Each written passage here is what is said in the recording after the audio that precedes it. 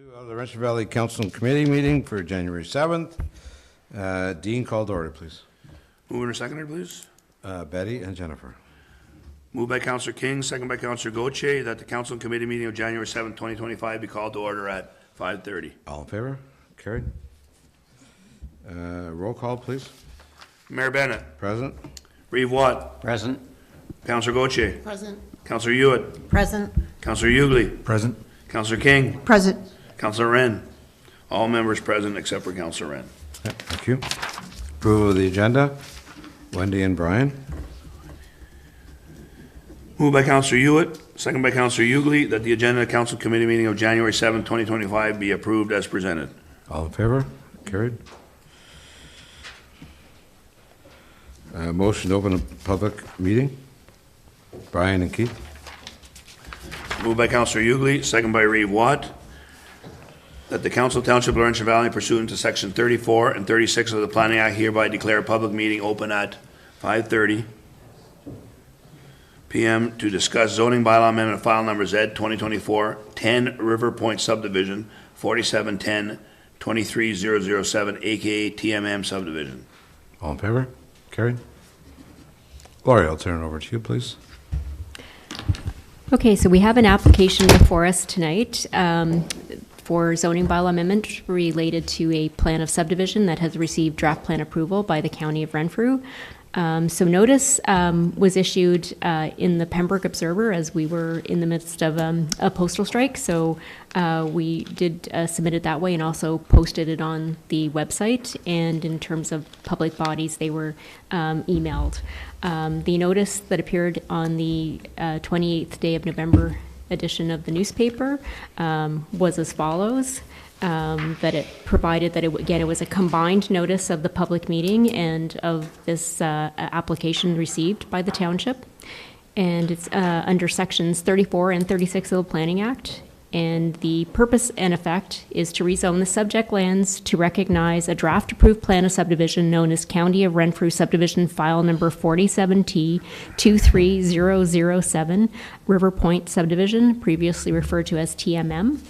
The lands being rezoned include the proposed Phase 1 of the subdivision with approximately 156 mixed types of residential dwelling units, parkland blocks, connecting pathways, internal roads, and stormwater management blocks, as well as future development lands. The effect of the amendment is to establish a new Residential 3 Exception 7 R3E7 zone to facilitate the construction of detached and semi-detached dwellings on minimum 11.6 and 7.6 meter wide lots, respectively.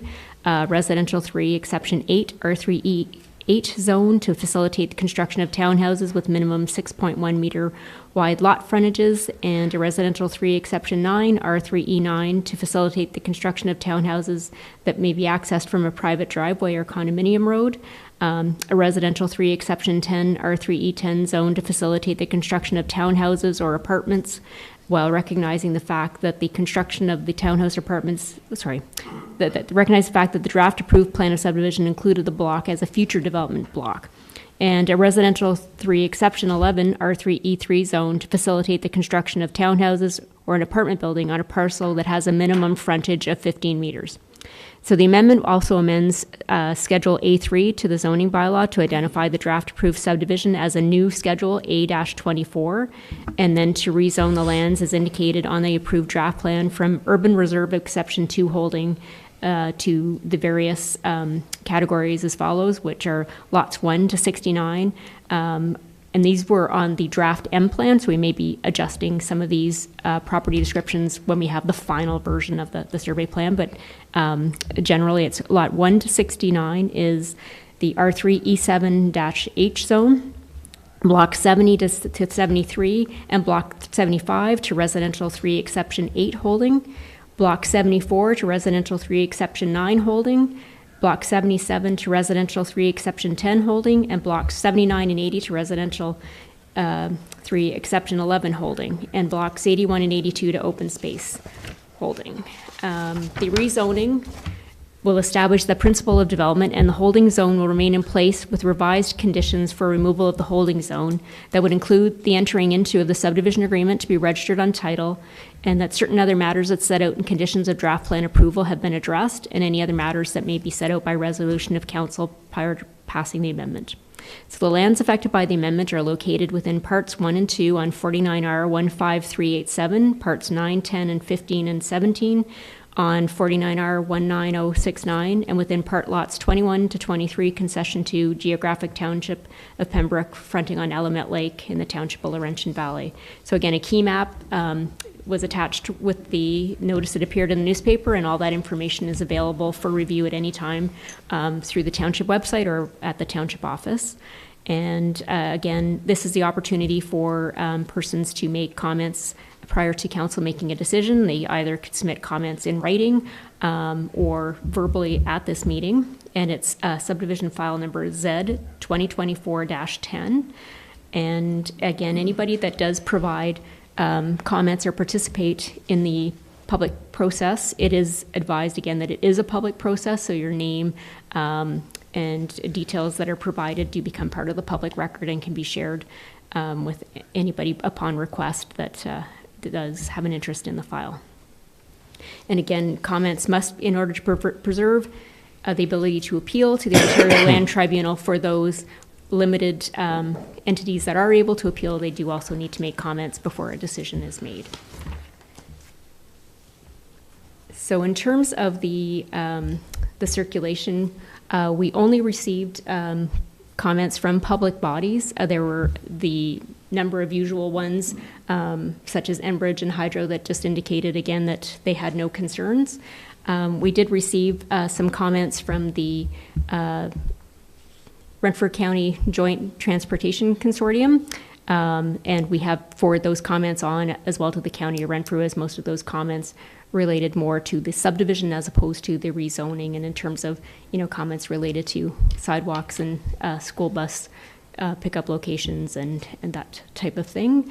And then we also did have a reach out from the Algonquins and Pikwakanagan First Nation, and are still communicating back and forth for a further discussion.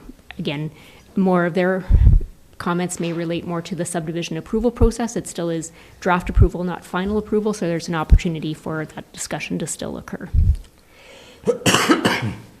Okay, thanks, Laurie. Any questions from council?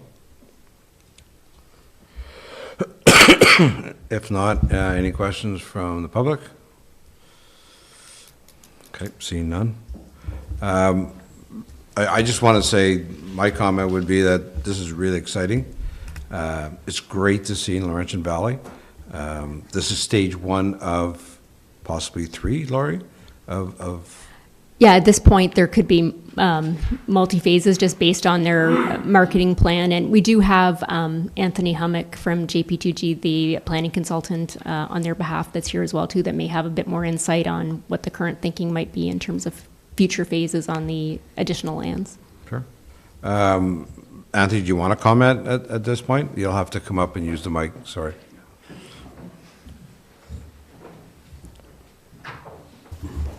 Perfect. Thank you very much. At this point, no, I can't really say how many phases are projected, but certainly this is the first of hopefully several phases. The overall property is quite large, and we have done some initial master planning exercises for the property where it could accommodate up to about 1,000 units. So there's a huge potential on this property. And since I'm up here, just want to say thanks to Laurie for a good overview there, and to all of to staff for all their assistance to get us to this point, because we've got a lot of momentum right now, and we're hopefully going to move fairly quickly in 2025 towards getting some shovels in the ground. So thanks again to staff, and thanks to council for all of your support as well. This project is a complicated one, and so yes, thanks to council, thanks to staff for getting us to where we're at tonight. That's great, thank you. I was going to ask you about when it might start, so we're hoping to see the shovel as well in 2025. Thank you. Okay, have a motion, Dean? Yep. A motion, Keith and Wendy? Moved by Reeve Watt, second by Councillor Hewitt, That the council approve application for zoning bylaw amendment file number Z 2024-10 for River Point subdivision 47T 23007, AKA TMM subdivision, and recommend passage of the amending zoning bylaw as proposed at the next council meeting, subject to the council holding, also passing a resolution setting out the condition for removal of the holding symbol. All in favor? Carried. Also get a motion to close? No, the- there's one more. Are you going to comment on the street name? No, that's under business, so it's that Or after. the next, okay, so my, yeah, okay. Okay, motion to adjourn. Betty and Jennifer? Moved by Councillor King, and moved by Councillor King, second by Councillor Gauthier. That the Council of the Township of Laurentian Valley hereby declare a public meeting of January 7th, 2025 be adjourned at 5:40. All in favor? Thank you. So what a business, proposed road names for River Point? Laurie? Yes. Sorry, just having our other Lori place the draft plan up on the board for reference as well, too. So the next item of business relates to the request for the street names. There are a number of names that have been provided as Melania, Ludovica, Char, Olivia, May, and Freya as potential street names for the future streets within the subdivision. At this point, there is no preference necessarily for the suffix, or sorry, prefix, getting mixed up on which one comes on the end, whether it be a road, a court, a crescent, that type of thing, that we can evolve that discussion once we, figure out which would go where. But we have a process with the County of Renfrew that we first confirmed that those names are not in the civic addressing system within Renfrew County currently, so that there's no addressing conflicts. So we've confirmed that. So then the next process is bringing that to council for their consideration, whether, in the absence of us having a naming protocol, whether there would be support for the use of these names on the streets within the subdivision. Questions? Brian? It's an interesting names. What's the origin of them? So it's my understanding that it is children of the applicants, but again, Yeah. Anthony is available here to respond. Yeah, good. Yeah. Oh, he said, he just nodded his head, it's the children. Yes, that's correct. Some of you may recall that TMM is three individuals, Terrence, Mitch, and Mike, and the names that have been put forward are collectively their children. So that's what they've put forward, and hopefully there's support for those names. Okay, Anthony, hang on. Don't go anywhere yet. So I wonder if the best you can at this point, kind of explain the entrances from Angus Campbell, from Bell, and how you foresee the streets, how they enter into LV. Yes, absolutely. So on the screen, and it's going to be a little small for me to see from here, but there are two access points from City of Pembroke into LV here. That's from the intersection of Bell and Angus Campbell, and then the mid-block connection to Angus Campbell as well. There were some initial discussions early on, you may recall, about connection to Matheson. Yes. As that was always envisioned as a future road connection. It's on the original plan of subdivision just on the Pembroke side. It was identified as a road connection, future road connection. However, in some of the negotiations with the City of Pembroke, staff there, and I think probably council, felt that connection was less than ideal. So we, as the development progressed, we ran the transportation model with our transportation consultant, which was also reviewed by Paradigm, who's working on your transportation master plan. And we didn't need that connection to Matheson to make the development work. So we've left that. How it's shown on the draft plan that's been approved is Block 77, sort of top right on the screen there. Block 77 will be dedicated to the township, so that at some point in the future, if winds change a little bit again, maybe that does become a future road connection.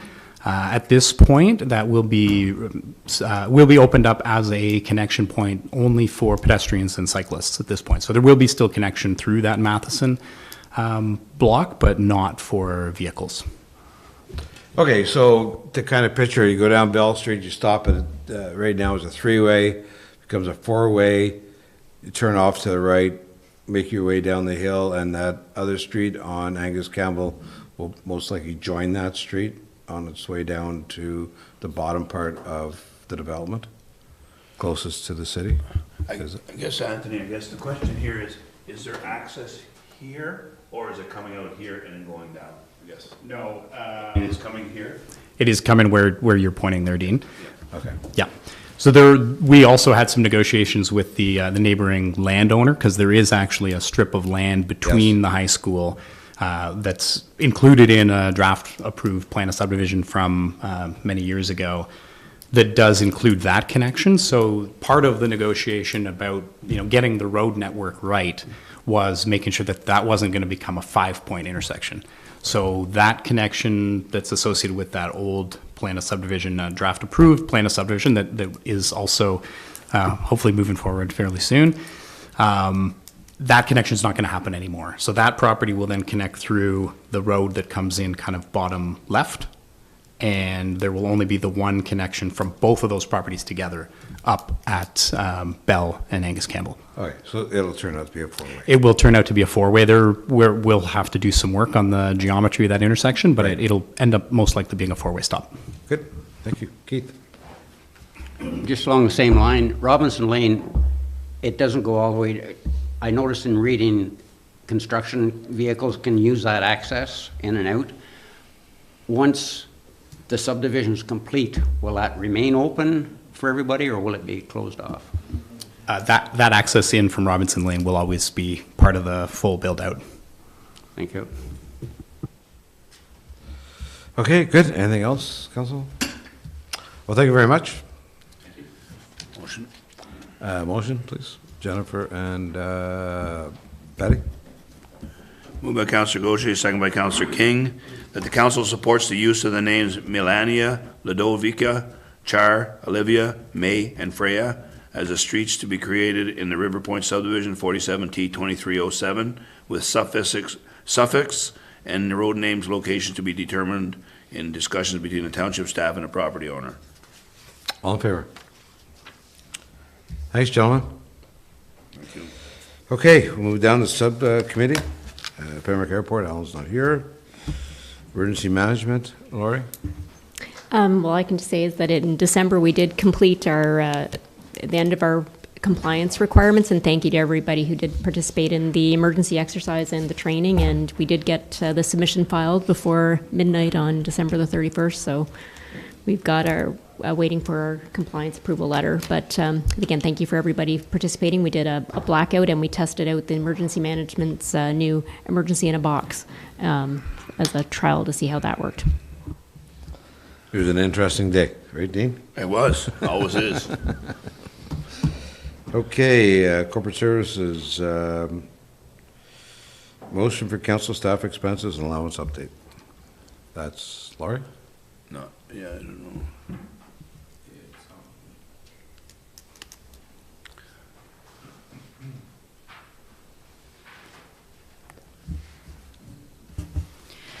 Good evening. Annually, the bylaw needs to be updated to account for the CRA rates that they set for the year. And in the policy that we had passed, I think it was in, I'm not sure what date it was now, but it was, September 2023. It speaks to having the current CRA rates that are in place. So every January, they update them. They also update them throughout the year, but our policy states that we want to update them in January for the year. So this report is just to update that bylaw based on those rates that they've put on. If there's any questions. Okay, any questions on this? Got a motion? Yes. Brian and Keith? Moved by Councillor Ugly, second by Reeve Watt, that the Council of the Corporation Township of Laurentian Valley deems it expedient to update the Schedule A of the bylaw to reflect the 2025 rates set by Government of Canada with regards to Appendix B meals and allowance rates and reasonable per kilometer allowance rates, and further that the Corporate Services Committee for the Corporation of the Township of Laurentian Valley, approved bylaw 2025-01001 to update the expenses allowances of the mayor and reeve and members of council, officers, persons, and appointed to local boards, committees for the Township of Laurentian Valley, and recommends that council forward bylaw 2025-01001 to the, as presented to the bylaw portion of the regular council meeting of January 21st for enactment. All in favor? Carried. Now, it's hard to believe we have this next item up already. Wow, halfway through, I guess. Alternative voting, Lori. Yes, I know this is a little bit early. The MEA Act says that we have to have this type of bylaw passed May of the year of the election. I realize that's not until next year, but we have a local working group that we've been working together, and we want to put an RFP out for alternative voting and tabulators. So in order to do so, we'd like to get approval on what methods that the council would like to use for that election first. So that's what this is. It's basically the same as what we did in 2022. I did reach out to neighboring municipalities to see if there's been any change in the methods that they'd like to use. For example, taking off the telephone voting.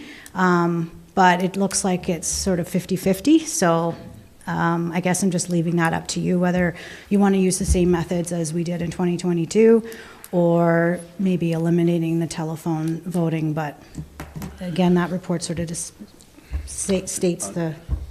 Brian. What would be the cost savings by eliminating that part? The cost savings wasn't a whole lot. A lot of it was staff time. And then I think there was some time with the company that we used before.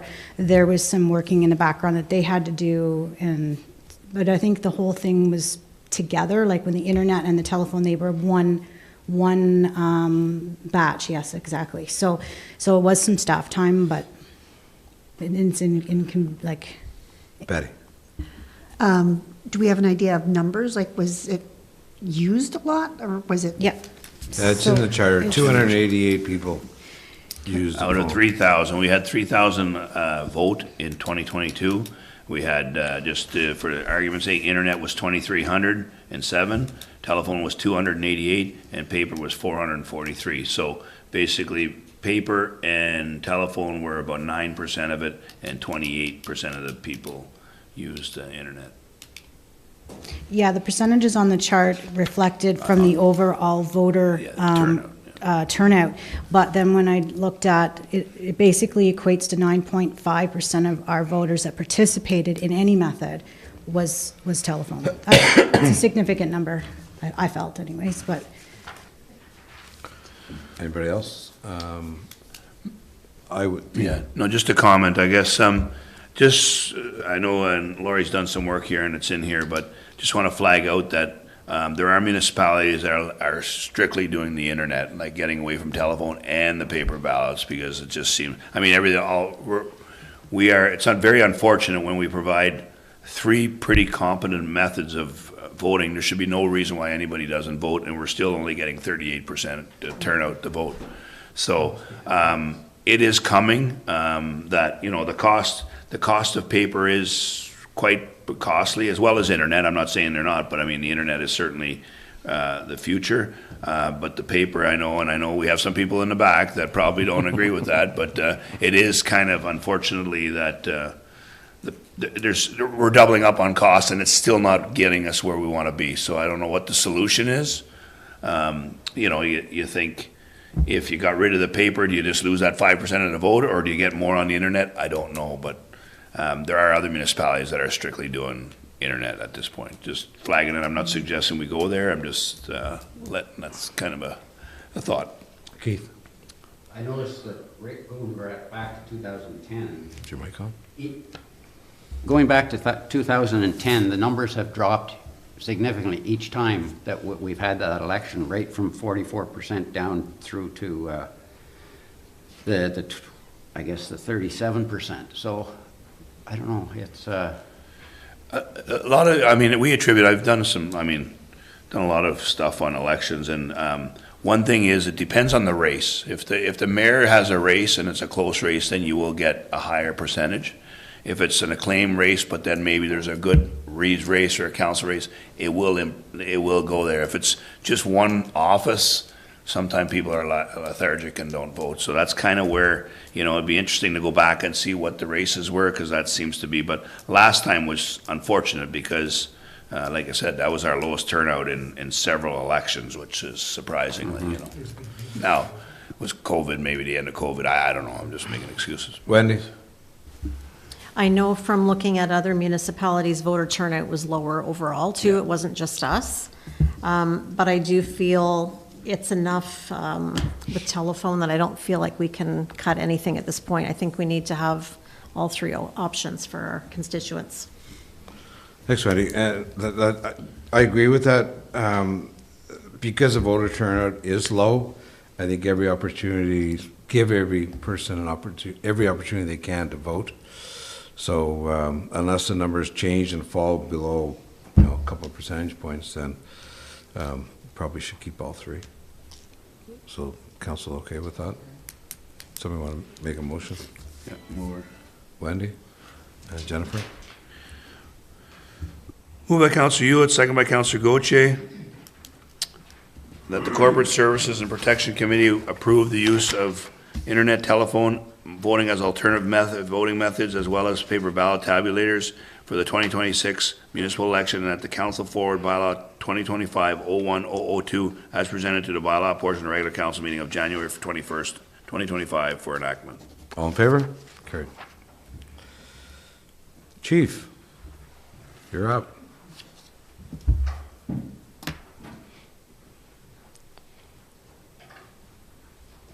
Maybe before Tim gets started, I just want to thank Tim and the department again. Reeve Watt and myself and our wives attended the fire department Christmas party, and we were very welcomed, and got a great group that really get along well, and hats off to you, Tim, and your crew. As I told them that night, that they do a great job, and we appreciate the service. Thank you. It was good to have you there. It's the guys appreciate that when you show up and show interest in what they do. So, thank you. Okay, any questions for Tim, first of all, on his report? Seeing none. Tim, do you have anything you want to add to No, it's Touchwood's been very quiet, and that's the way you want to see it. So that's it. But no, I don't have anything at this point in time.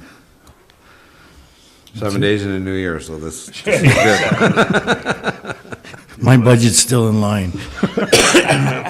So when it's quieter, Tim, does that give you a bit of a time to do some more training, or your training is pretty well scheduled anyways?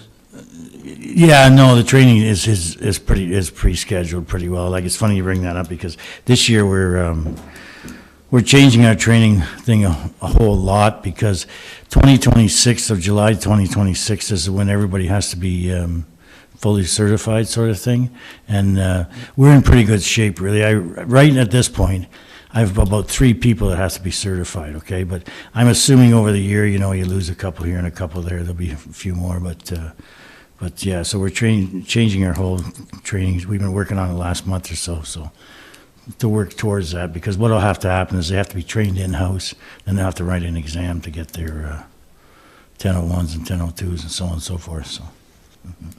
Okay, thank you. Okay, thanks, Tim. Okay, thank you. We'll move on to Festival Hall, yes. Betty? We had a meeting early January, but it was just more of an introduction to the new people from Kitchissippi, and they're planning on a meet and greet with volunteers and staff, I believe, this Friday. So, but other than that, everything's status quo. I know they've got some great stuff lined up.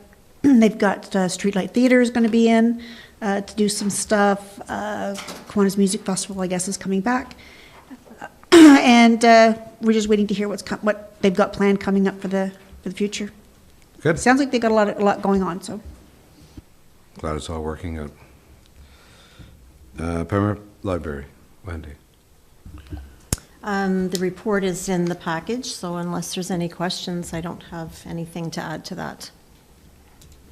I see your numbers are staying about the same. Yep. Not really much of a decrease or increase. It's not decreasing. It's staying about the same, or maybe just a little bit more. Okay. Questions for One question. The non-resident people at the library, how much more are they paying than Laurentian Valley residents? I maybe should know the answer, but I do not know that, but I will find out for you. There's a significant number of them. Yeah, maybe we could bring The it revenue back. doesn't seem to be very big for them, but there seems to be lots of them, which makes me think they're paying the same as our residents are, and we contribute quite a bit to the library. Sean? Just a quick Google from the Pembroke Public Library, comes up that non-resident membership annual fee is $45, or they can buy a 6-month fee for $25. I don't know how that compares to, I mean, quick math on the 155 divided by 10,000.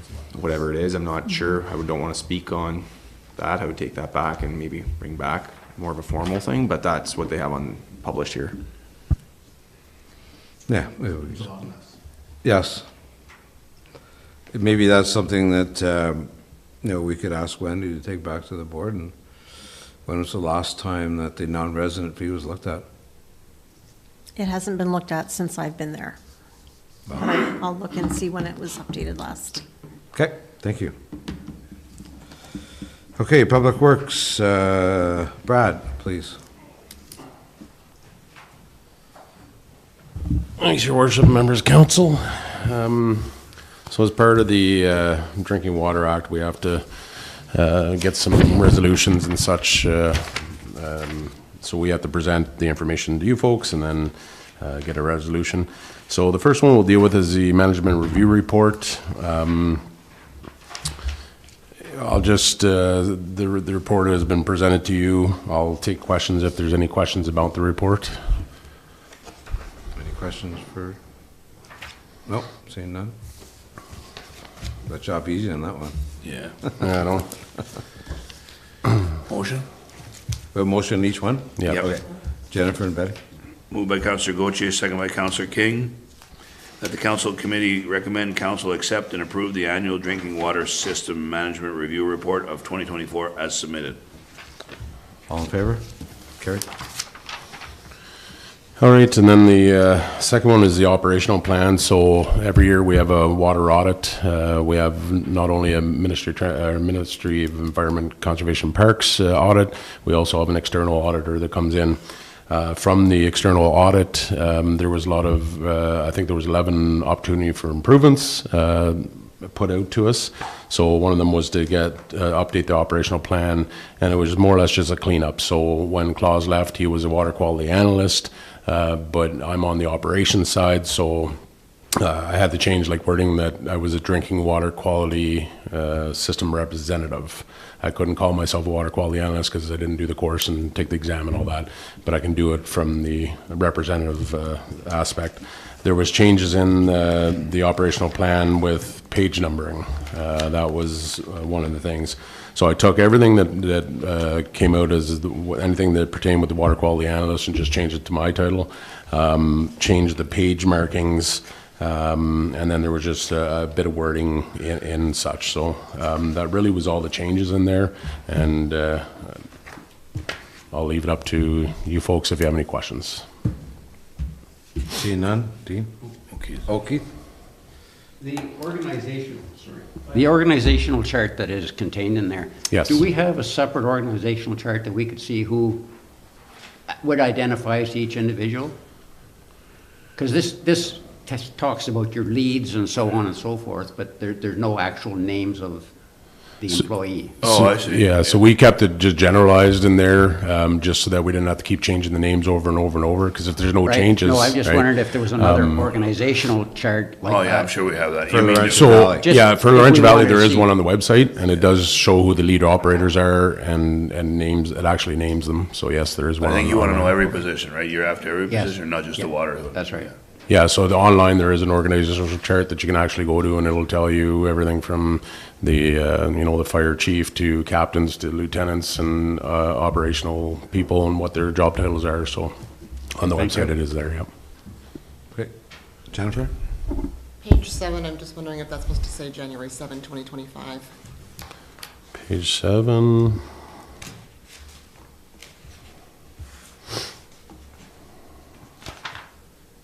Yes, it is. My apologies. Okay. A motion? Yes, I do.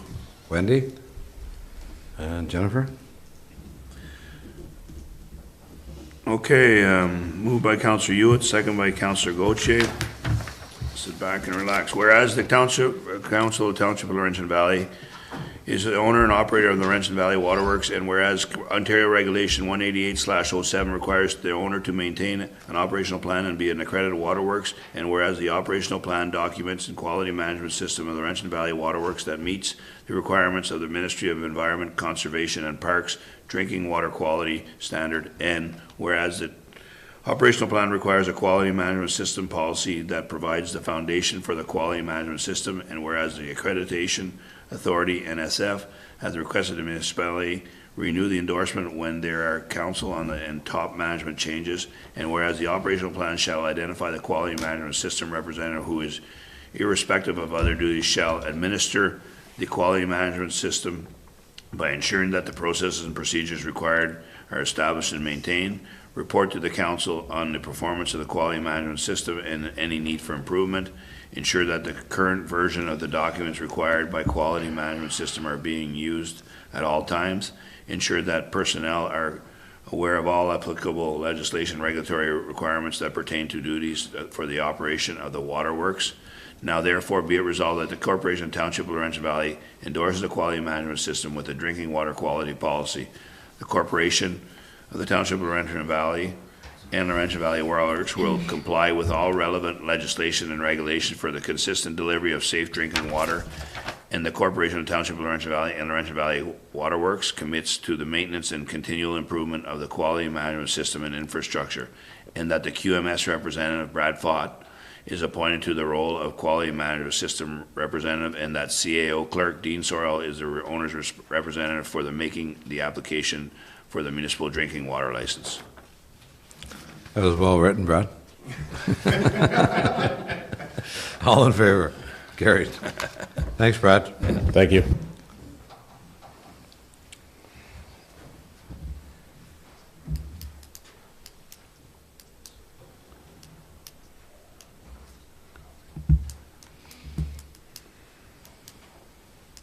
Hi, Mark. County of Renfrew Road Rationalization Study. Good evening, Mayor Bennett, members of council. So this is just a report I'm providing to committee for review and to gather some information and comments as the county goes through a process. In 2023, the County of Renfrew awarded a contract for the completion of a county transportation master plan, and as part of the process, a road rationalization study, was also being completed. 4 lower tier municipalities also joined the county and participated in their process. As the township was already completing a similar process with the city of Pembroke, we didn't participate fully in the county process. The county has prepared a draft document which is attached, and they're nearing the completion of their study. They did provide it to all lower tier municipalities for review and some comments. And as mentioned, the copy of the report has been attached for committee's approval and for review. It should be noted that the report is very preliminary, and going through it, we have found some mistakes and some errors, and the county has noted that it is preliminary and that some of the information that they're looking to get back from us.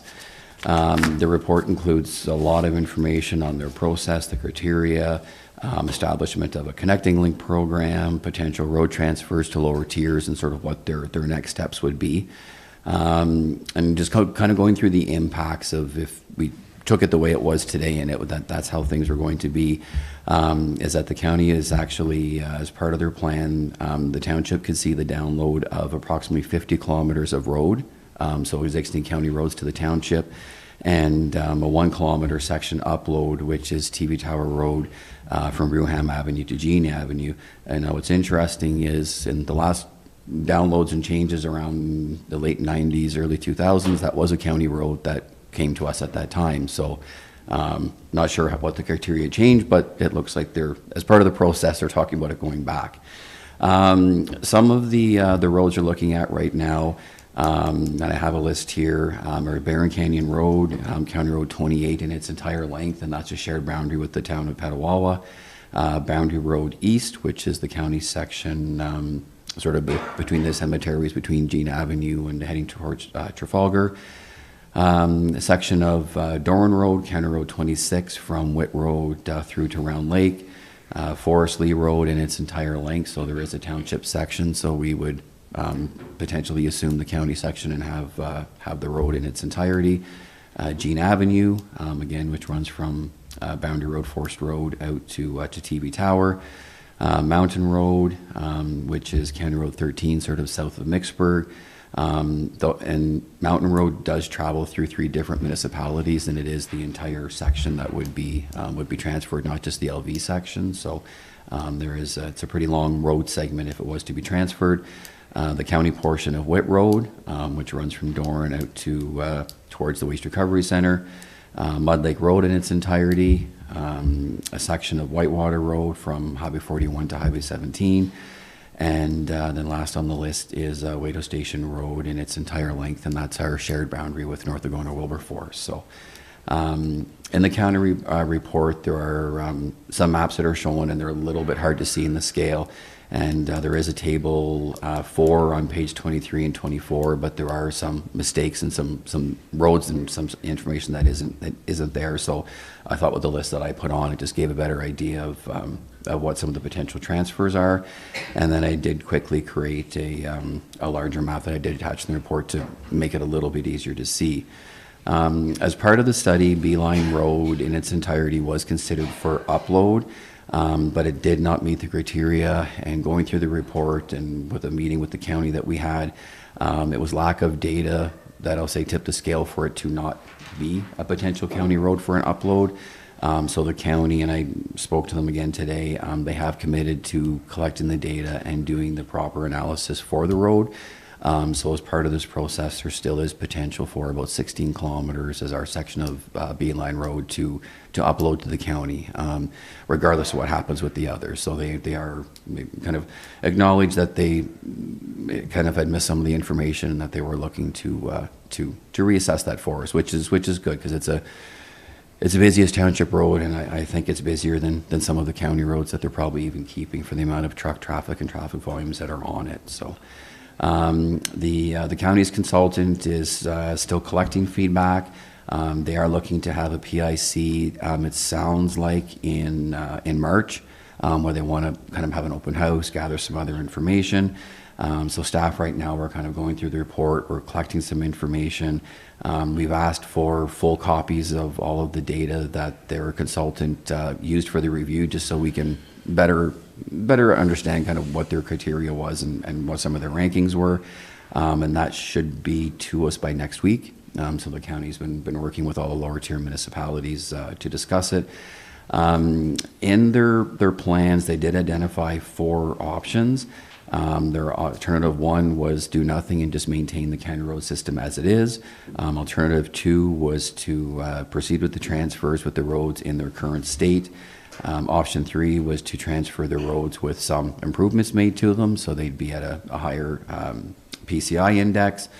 And then it was option 4 was to transfer the roads with some financial concessions and money transferred. So the one thing the report didn't fully outline was the financial implications and moving forward, and we kind of questioned the county levy, and if you're giving back 100 and some kilometers of road, do you still need the same amount of money from the lower tier municipalities? And I know maybe it wasn't what their report was to identify, but that is a question that when all of the lower tiers met with the county, we sort of had that same question, was what's the impact going to be, if we start getting these roads? So again, it's very preliminary, and by no means there was a county saying that this is what we're doing. And I know a large group of us did meet at the county, and we're very concerned because it almost seemed when this was given to us that this was sort of kind of what the thought process was and this was happening. So So they did acknowledge that it was, there should have maybe been a bit more information sent with that. So the information's there. We are working on some questions. If committee has any questions or comments or information that they, that they'd like answered, if they can just forward that on to me, and we'll compile it in the list, and we'll share that list, and we'll get it out. It's a no rush. Their open house is not until March, so we have, that time and beyond then to get information together. But if you want to take some time, read through what's there and some of the criteria, and if I can answer any questions and relay stuff back to the county, I can do that. Okay. Brian and then Keith. Two questions. One, are we going to have any say as to whether this gets downloaded or not? And are we then going to be able to decide which of the 4 options we're going to take, or is that all going to be? I think a lot of that will be, and I'll look at Reeve Watt around the county council table, and it'll be the county councilors that will probably have final say on that. So, so I mean, Reeve Watt is the township's voice there, so we can get him all of our, questions and concerns that we have, and depending on what happens, look at that best option for us. So we're not alone. I don't know if there was one municipality that was happy with what was going on. It's just, but you look at, just over 100 kilometers of road, or 117, what the number was, and 50 of that's coming to us. Like we're probably one of the biggest, if not the biggest, impacted municipality in this process that's going on. So it was about 100 kilometers in total? Yeah. I didn't have that for everything, and we're 50, I know that. I know the number was wrong in the chart. I'll see if I can find it quickly here. It was like 117, or okay. It was around 120 or something, I think was the number. Okay, Keith? Just in preparation, have you looked at what actual maintenance cost would be for those 50K if everything went as presented in this study? Not that in depth, and I look at some of those roads, and it's I'll say not a higher maintenance standard, but some of them will come with a high maintenance standard or a different level of service. I think of Whitewater Road that sees so much truck traffic that's heading to Roseburg, and it could be trucks coming earlier. The one thing we've talked about is if we were to end up with 50 kilometers of road, that's an extra plow truck. That's an extra driver. Plow truck's $350,000. You had the salary of that person, so even that's a huge impact. And I look at our road network now when we're 180-ish kilometers of road, and we're struggling to push 8 to 10 kilometers of road, and trying to stay within a budget that that the ratepayers can deal with, and to think to potentially throw another 50 kilometers of road on there. Now, again, if the county lowers their levy, maybe that gives us more money, and that comes into play too. So there's things, a lot of variables right now, and it's difficult to make that that call on where we are right now. Good, thank you. One other question. The Boundary Road East, is that just the section from city limits in? Yes, no, so the Boundary Road East would be from Forest Road, Jean Avenue to Trafalgar. So that's the section that the county maintains, and then the city picks up from there and goes through to essentially Mud Lake Road. So that section is different than, say, Mud Lake Road, Boundary Road, where the property line is right to people's property line? Yeah, sort of similar like that, yeah.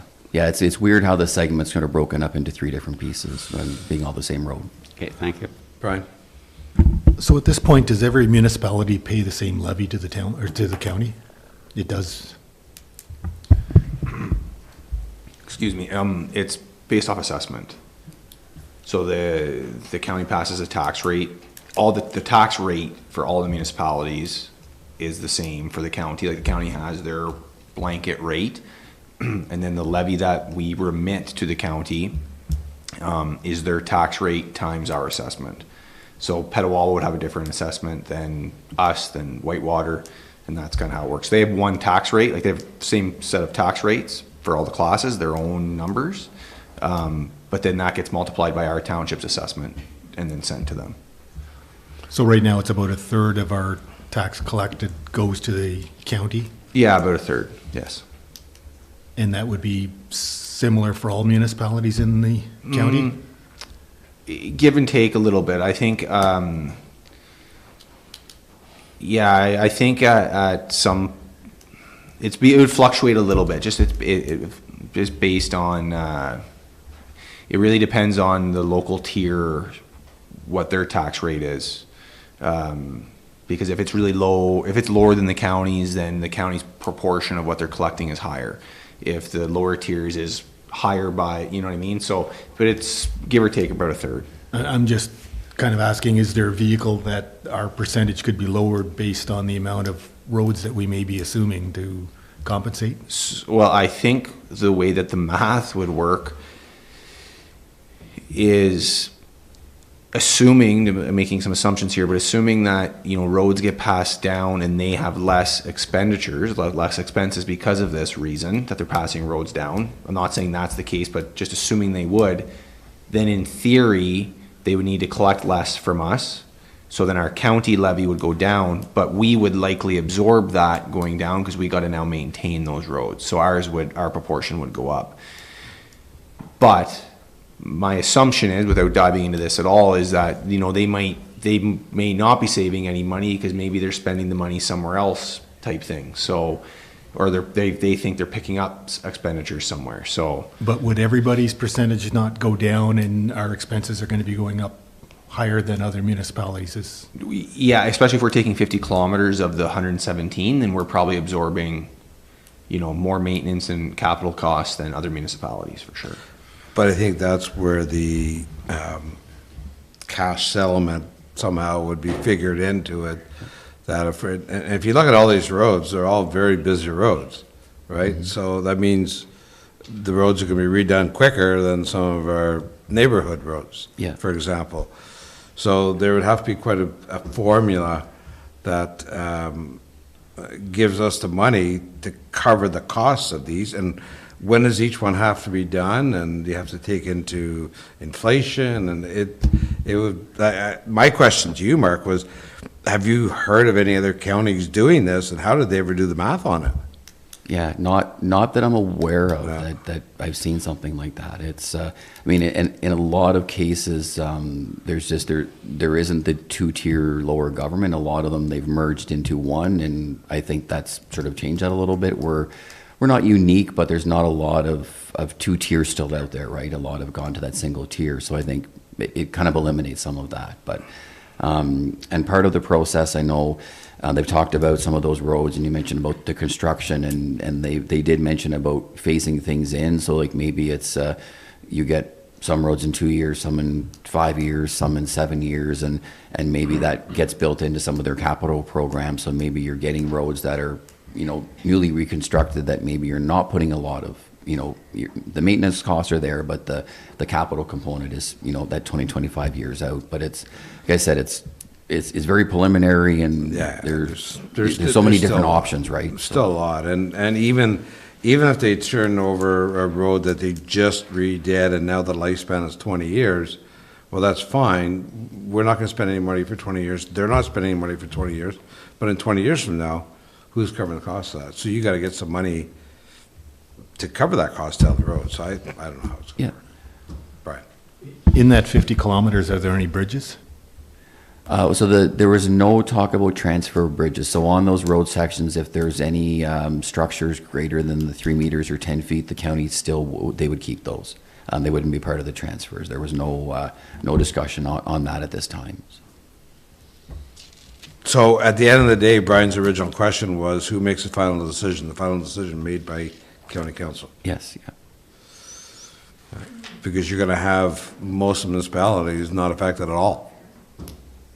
Yes, yeah, there's like, well, some of them, more although than we've others, got basically almost half of what they're proposing, unless they look at Beeline. Yeah. Well. Okay, food for thought for sure. Okay. Any other questions for Mark on that? Mark, maybe a quick update on road conditions, and we haven't been out a whole lot, obviously, through the. No, I think things have been fairly good. I know a couple of freezing rain events and that are So we've had that to deal with, which isn't as common. I know a few weeks ago, we did sort of have a weird sort of flash freeze in some areas of the township. Within 30 minutes, we're also almost bare and dry, and they completely iced over. And I think it was just temperature, dew point, a lot of things kind of was that perfect storm for them. And while we were out, we weren't on it within minutes, and I know people seemed to be upset, but you can't be across your entire township in 30 minutes, and it takes time to get there. So, but no, it's not a lot of snow. The next 2 weeks, it's cold, and right now there's hardly 5 centimeters of snow over the next 2 weeks. So it's helping the budget that way, but it's just been a little bit of weird weather with the mild spell, and a couple times with some ice conditions that we don't always have. Well, you sort of tell the guys that I've heard several comments over the holidays with the ice and whatever, how quick our guys get out there and how good our roads are in, so I compliment staff. Yeah, thank you. And it's interesting speaking with people. I got some of the same comments over, and it was interesting to hear people that would sooner take Beeline Road or some of our township roads than Highway 41 and other roads, just kind of knowing that we're out and ours are in better condition. So it's hats off to our crew for the work that they do. Absolutely. Keith? Just another point along the maintenance and whatever. I noticed on Christmas Eve day that there was a water break on Willow Drive, and Yes. they were there and attended to and off again very quickly. Yes. So that's the second break in that section, right? It's the fourth. The fourth. Fourth. Yeah, so we were actually, Brad and I were talking about that today, that it's, I know we sort of had a phase 3, and we were going to try to tackle 3 or 4 different areas to get rid of the remainder of our cast water main, but that may be something we need to look at, is that short section on Willow with 4 breaks now over the last few years. It's the rest of it's hanging on, those little short segments, but that piece on Willow is getting it's getting a little worrisome for the condition of it. So something I know we were, kind of look to maybe push that out 4 or 5 years, those 3 or 4 little remnant sections, but I think we may need to look at that Willow one a little bit sooner. So. Thank you. Okay, thanks, Mark. Okay, move on. Subcommittees, Waste Recovery Center, minutes are there. I think our collection of Christmas trees was done very quickly, at least in our area. So glad to see that Miller doing that job. I don't know if anybody has any questions on the center. Keith? Just one on the first tonnage report was on contaminated soils. What do they do with those? Go ahead, Jennifer. They dig a hole. You have to give 24 hours notice. They dig the hole, and then they bring the bins from Garrison, Petawawa. It's asbestos. There you go. You Thank don't you. know if you don't ask the question. Okay, move down to Community Development Officer. Chris, please. Good evening, Council. So before you have my December 20th, December 2024 report. I won't go through everything, just a couple highlights here that you can see before you. I successfully completed my primer on planning course. Just before the new year, we were lucky enough to triple our subscribers for our newsletter, which obviously is a huge part of the eclipse. But also I'd like to thank the content that we've been putting in and the new kind of style and the greater content. So I'd like to think it wasn't all the eclipse, but that was pretty exciting right before the new year to have it officially go over triple. And then finally the fire protection grant, which we received a letter for approval, and that Tim and the fire department's going to receive $8,230.45 from the province to help improve health and safety for firefighters through cancer prevention, so much needed for them. And that application was submitted in October. And everything else is in there, and I'd turn it over to council if there's any questions or comments. Jennifer. Congratulations, that's a very nice mark that you got. Thank you. Good job. Yes, good job. Representing LV well. Yes, thank you. Thank you. That it for council? Yep.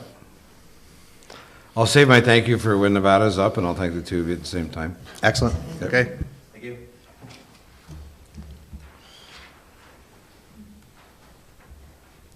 Welcome, Nevada.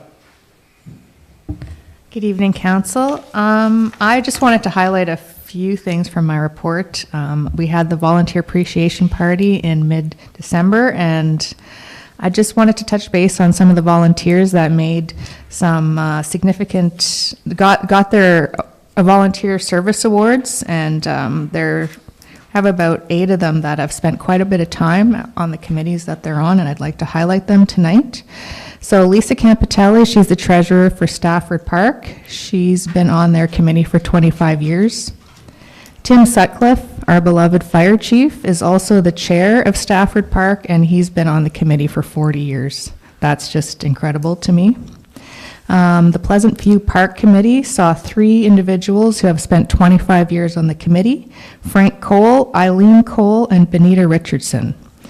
And then the Shady Nook Rec Association, Debbie Lariviere, and she's been on the committee 25 years, and Rob Lariviere has been on the committee 5 years. So I worked closely with these individuals, and they're amazing people, and I just wanted to highlight them tonight. The Volunteer Appreciation Party went very well. We had 75 people in attendance, and I shared with you just a little bit of a snapshot of the budget. So we're under budget, and hosting it at the hall did save us $1,500 this year. I also wanted to mention that I don't have it in my report, but the Allison Winterland Carnival, their itinerary was approved today.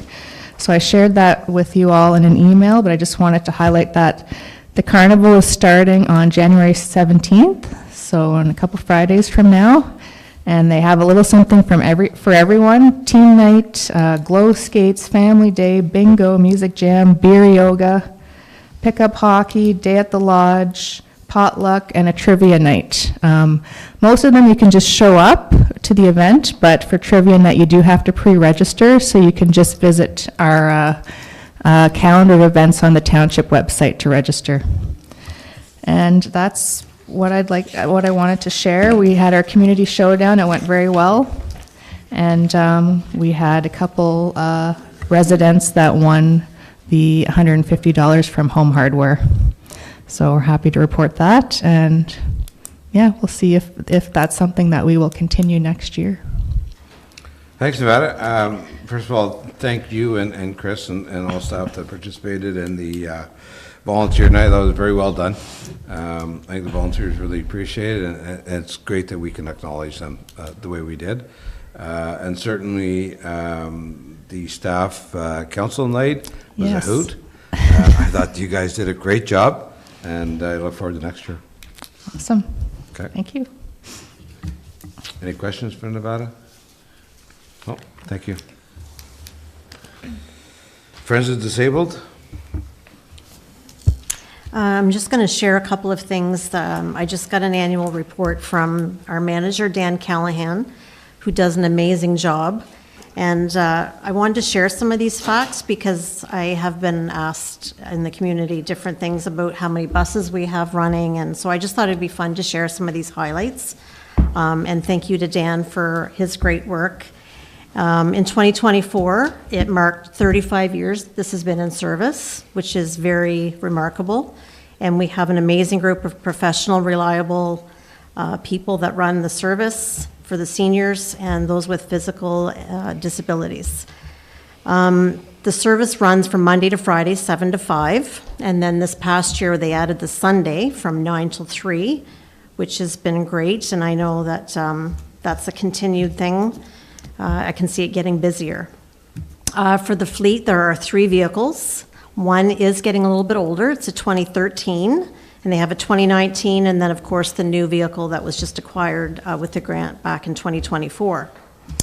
So the vehicle that's getting older does have 209 kilometers on it, and it is due to be replaced in the next few years. As required by law, people say, are these vehicles checked? Yes, they have to be checked every day by our drivers. They do a walk around, and any major deficiency is reported and the vehicle is taken out of service automatically. They also do random checks from MTO, and they're unannounced, so they do come, and for the past 14 years straight, there have been no deficiencies when they've been checked from MTO. Over the past year, they traveled over 4,400 kilometers, transporting individuals and groups in the community, which I think is pretty amazing they travel that much. So all of the vehicles do have wheelchair access, as well as the ambulatory with walkers, and they did 662 trips with the wheelchairs and 6,716 trips with ambulatory people using walkers. And Laurentian Valley residents alone, there was 121 trips used with the wheelchairs and 748 ambulatory, which is a very huge increase from the previous year as well. And then people have asked, what is the transportation for? It's doctor's appointments, shopping, banking, part-time jobs, special family events, funerals and birthdays, Remembrance Day, dialysis, hair appointments, and the list goes on. And the service is door-to-door, just as a reminder. And one example I will use, because I know an individual that has just recently done this to go to a funeral. The driver will actually take them into the funeral home and go right through the walkthrough with them and stay with them until they're done, which I think is a pretty amazing service. So I do want to thank all of our staff. We do have 3 full-time staff and 2 part-time staff. One of our drivers, Margaret Rand, has been there for 33 years. Nora Johnson has been there for 7 years, along with our part-time drivers. I'm not sure how long they've been there. But we have had to add a driver because of the Sunday service that we now offer. So all of the drivers do have a Class B or a Class F license, and everything is up to date, and all staff are CPR and emergency first aid certified as well. And they have all passed a vulnerable sector check with the OPP as well. There also is emergency protocols in place for Marion Hill, Miramichi Lodge, Riverview Heights, and Supples Landing. So what that means in the event of an emergency evacuation, we will be contacted through a very specific protocol within 55 minutes to be on site and provide transportation. Our amazing manager, Dan, he is on call 24 hours a day, 365 days a year with a paging service. So as you can see, it is a very professional and essential service. Thanks, Wendy. Very informative. Any questions for Wendy? Seeing none, Shady Nook, Brian? We had a meeting last night at Shady Nook, and heading to the meeting, it was nice to see the lights on the ice service, which the ice is in and it's good, and hockey was running last night, so it's up and running. About 75 kids participating in that at this point. The lines, the ice is in great shape. Lines are going to get painted this weekend, and hockey will continue. At our last meeting, there was some discussion that people weren't happy with the cell service during the Christmas parties, and so last night we ordered a cell booster while at the meeting, and we'll try that out and see how that improves the service there with the steel roof. So that's going in, and that's about it at Shady Nook. Good. Good to see hockey up and running. Yeah. Okay, Alison Fraser, Betty. Our ice is in as well. We have now started, Wednesday nights is going to be a shinny hockey pickup. Every Wednesday, the rink will be open for anybody who wants to come play hockey or pick up hockey. So that's something new that we're going to try or continue to try this year. And everything else is geared towards next week and getting Carnival started and on the way. Good. Okay, Forest Lee, I guess nothing there, Keith. Pleasant View the same, nothing going on there. Stafford Park, Jennifer. Is ice in there yet? Don't know. I believe so, yeah. Okay. Four Seasons, Mark, I guess getting close? Yeah, we're getting close. So for sure by the carnival, our skate night next week, in a week and a half will be open. But yeah, we're gaining ice and more level and smooth every day. We do have a couple of events as skate nights and that as part of the carnival as well. So a busy few weeks for us as well. Good. Getting feisty, Keith.